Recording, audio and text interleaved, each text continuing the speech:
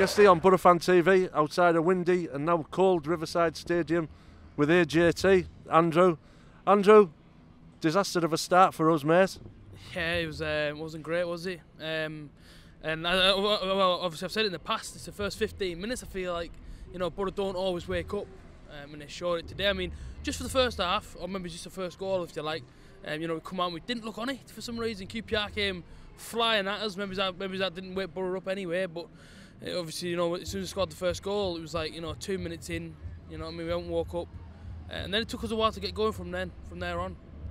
Yeah, it knocked us on it rattled us a bit, didn't it?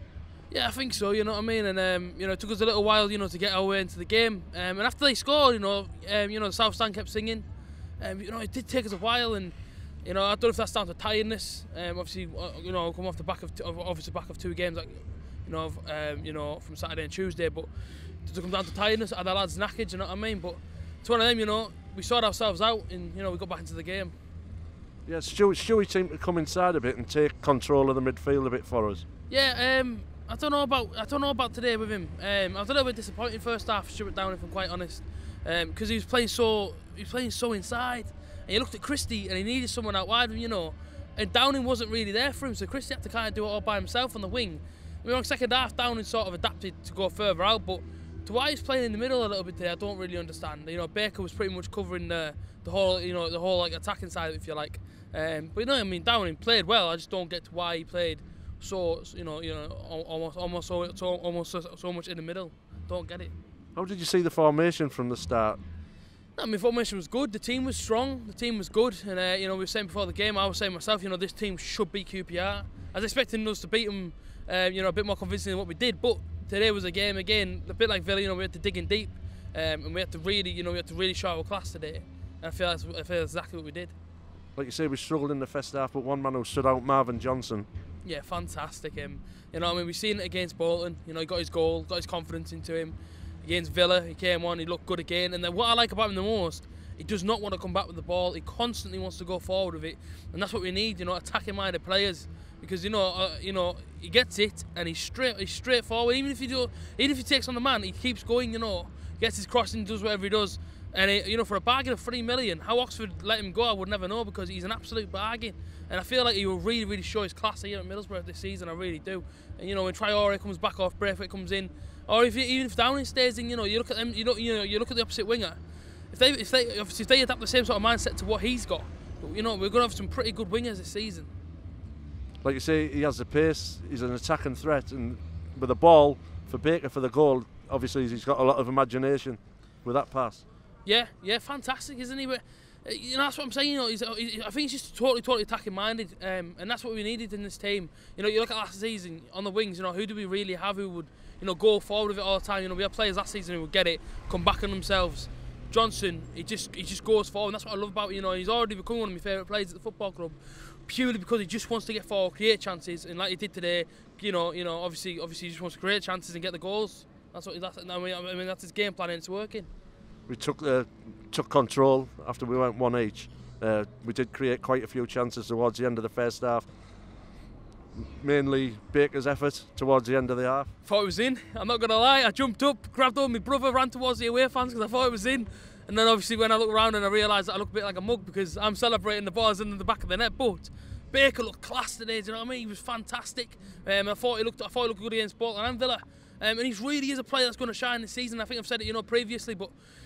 Today with that shot, I'm telling you, man, I thought it was in, but obviously it never went in. But Baker alone, just for his individual performance, was fantastic, and he's really showing, at such a young age, he's tapping. He's obviously adapting well to the position that he's playing in. He's getting forward, creating chances. Obviously, he got his goal today as well. He got us off our feet, and I mean that's the kind of player I'm seeing in him. He gets us off our feet, if you like, and when he gets the ball, something's going to happen. He's going to invent something, and today he did that by getting his goal. Going in really positive at half time, then I couldn't understand why the mix up happened. You know what I mean? I think everyone was baffled by freaking out again, and I was obviously I don't think I was having so much a heart attack in the stand today when that went in, but you can guarantee I was fuming. I mean, the guy comes running towards us when he scores, and I don't get it. I mean, people have got a voice, use it, command, say mine if you like, I mean, it's schoolboy error that, the second goal, but I don't get it. I don't know what happened to why it blipped. and obviously he was never going to miss, was he? Mackie, you know, he ran in and scored, but it was annoying because I feel like, you know, that's, you know what I mean, we're a team that wants to push for promotion. Don't get me wrong, I feel like Boro still will do it, but you can't be having them sort of defensive blips, you know what I'm saying? But obviously, you know, Boro sorted themselves out, dusted themselves off, and, you know, got the win, so happy days. We brought Fletcher on at half-time for Clayton. I didn't know if Clayton had took a knock or whether it was tactical, but Fletcher really came on and proved himself today. Yeah, I mean, I'm the same on the substitution, the whole Clayton thing. When I seen he went off, I couldn't really understand it either. But obviously worked a dream, but I love Adam Clayton alone. But Fletcher, for me, you know, he's came here, you know, he wants to play football, you know, he wants to be on the ball when he gets on the pitch, he wants to be positive. I mean, it's a great goal, you know, great little header. I mean, it was hard as well because Fletcher was almost like sandwiched between two defenders when he got the goal, but, you know, he showed his desire, showed his heart to want to put the ball in the back of the net. Got his goal, you know, he's really proved himself here, you know, especially to the fans as well. You know, the fans are starting to see what kind of player he is. You know, he got his goal, and he's the same, you know, he's sort of pace. I think it worries defenders in a way.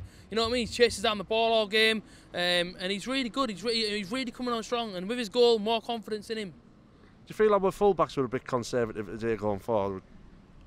Well, I mean, Christie looked all right. I mean, he was getting forward, wasn't he? Fabio looked unreal first half. He was almost playing by himself on the wing. I mean, Johnson was there to help him a lot, but Fabio was getting forward. You know, he was getting into space with the ball. Second half, you know, Christie was playing well. I think you know, I think our wing backs are special talents, if you like. Christie and Fabio are special players, and they're paceful as well. They get up and down the wing, and you know, they both do the job, and that's why. And I think that's why they're both on the team, because they just do fantastic jobs between them both. And again, the Sambalonga producers for us. Yeah, man, the guy, I love that guy, man. I'd marry him tomorrow, me, Sambalonga.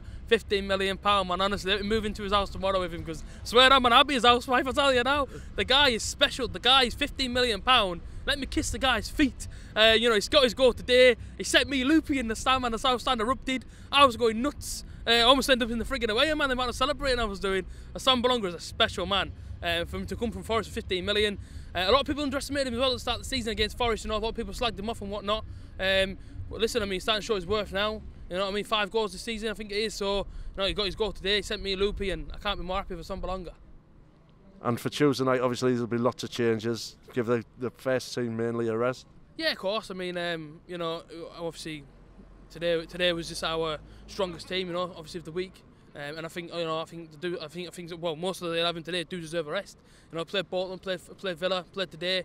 But you know, the kids are going to come in and hopefully do a job. I mean, you know what I mean? We're going to be there. We're going to be freezing again. Hopefully, it's in this cold today. Friggin' hell, I don't know where the hell I've ended up with. This is not Middlesbrough, you know, this sort of weather. I know I'm closer to the sea.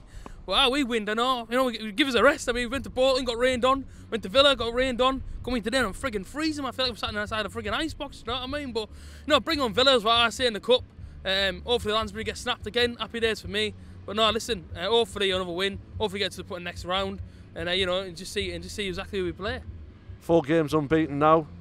Just feel as if this is going to be the start of the push now, and we can build on this. I feel as in we're North East top dogs. That's what I feel as in.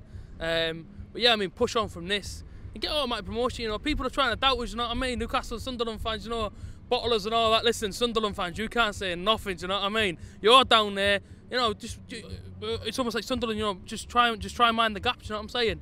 Newcastle, they're going to get relegated regardless. Boro are the North East top dogs. We are going to go up this season. Believe it or not, we will go up this season. Trust me.